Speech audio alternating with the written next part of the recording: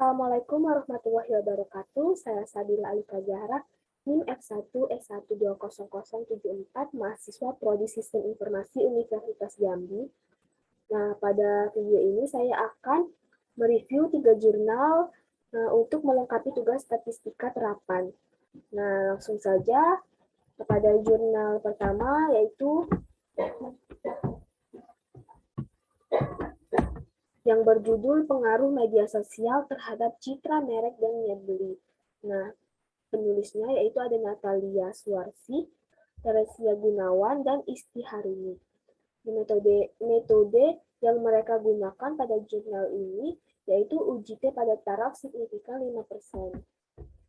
Isi dari jurnal tersebut yaitu populasi penelitian ini yaitu generasi Z yang merupakan siswa atau siswi SMA atau SMK sederajat di Kota Bandung yang berjumlah 122.828 dengan kisaran umur antara 15 sampai dengan 18 tahun. Pengambilan sampel menggunakan rumus dari Taro, Yamane, dan Swolfing dengan presisi 10% dan diperoleh jumlah sampel sebanyak 100 orang. Hasil uji T menunjukkan hubungan antara media sosial dan citra merek adalah signifikansi dengan nilai T sebesar 9.056 lebih besar T tabel 1000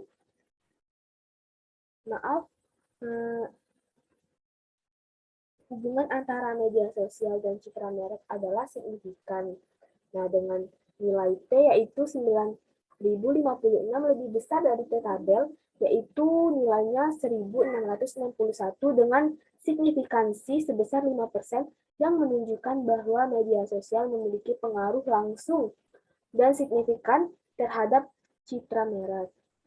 Sementara hubungan antara media sosial dan niat beli adalah signifikan dengan nilai T sebesar 4.350 lebih besar dari T tabel yaitu 1.661 dengan signifikansi sebesar 5% yang menunjukkan bahwa media sosial memiliki pengaruh langsung dan signifikan terhadap niat beli.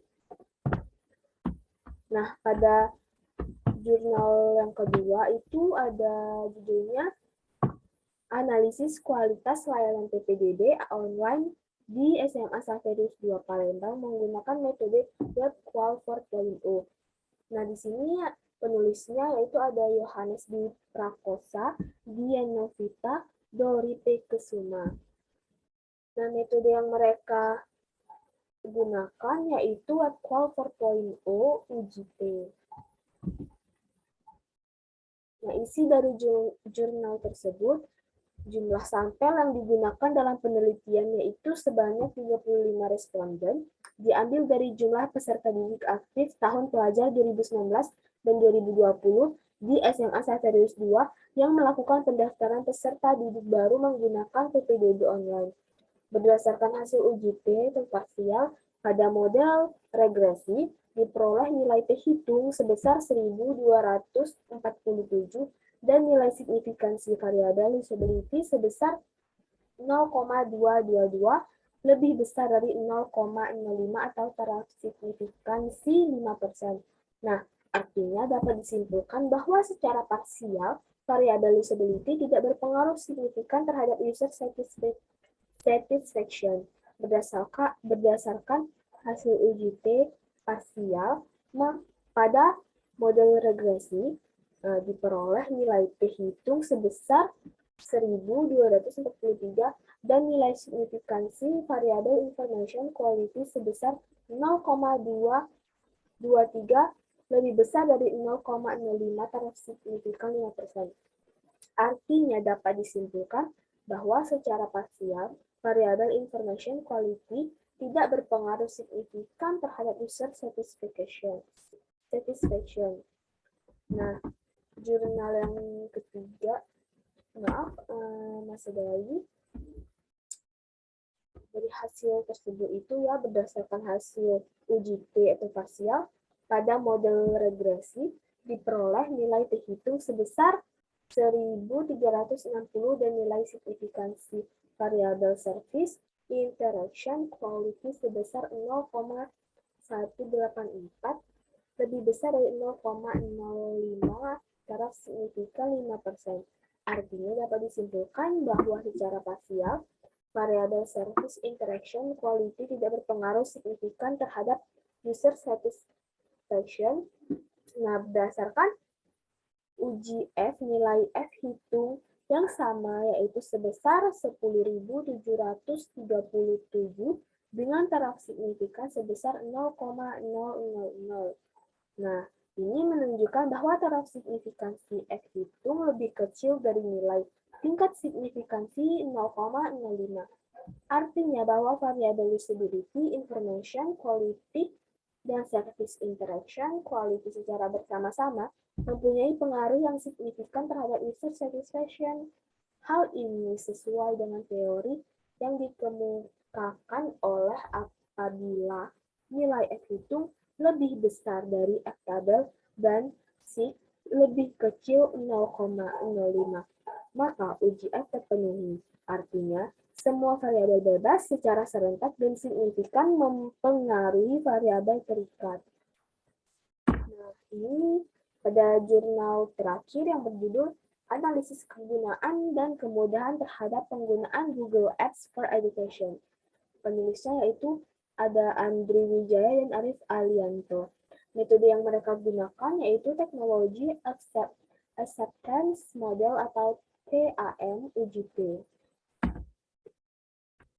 Nah, isi dari jurnal tersebut yaitu pada penelitian ini menggunakan populasi sebanyak 342 mahasiswa yang aktif pada tahun ajaran genap 2014 sampai 2015. Dari populasi tersebut diperoleh sampel sebanyak 185 mahasiswa dengan menggunakan metode Krejci dan Morgan.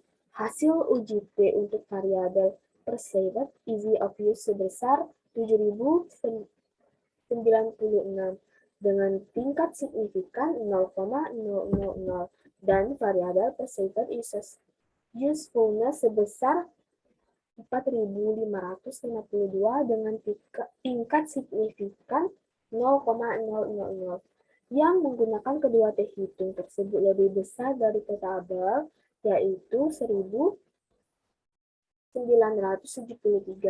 Nah, maka dapat disimpulkan variabel perceived easy of use dan perceived usefulness secara parsial berpengaruh terhadap penggunaan Google Apps for Education di STT Musti.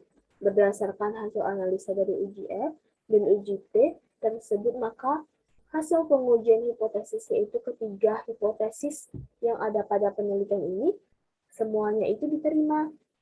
Hasil penelitian tersebut menunjukkan bahwa variabel di dalam model TAM yaitu perceived usefulness dan perceived easy of use berpengaruh positif baik terhadap digunakannya GAFE di FST dalam kegiatan perkuliahan ini. Nah, itu saja yang dapat saya sampaikan untuk mereview 3 jurnal yang telah diberi oleh dosen saya. Apabila ada perkataan yang kurang berkenan, saya mohon maaf. Saya akhiri. Wassalamualaikum warahmatullahi wabarakatuh.